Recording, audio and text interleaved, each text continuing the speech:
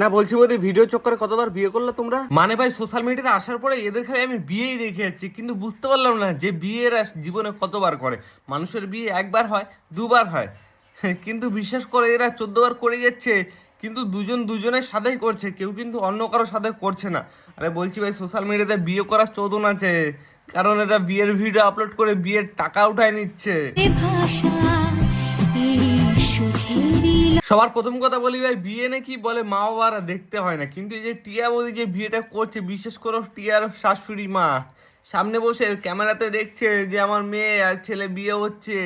আর বলছি ভাই দেখো, ভিডিও শুটের জন্য সব সময় সব কিছু চলে, কিন্তু এই যে নাটকগুলো করে বেড়াচ্ছে যে সোশ্যাল মিডিয়াতে 14-15 বার বিয়ে, এটা কি ঠিক?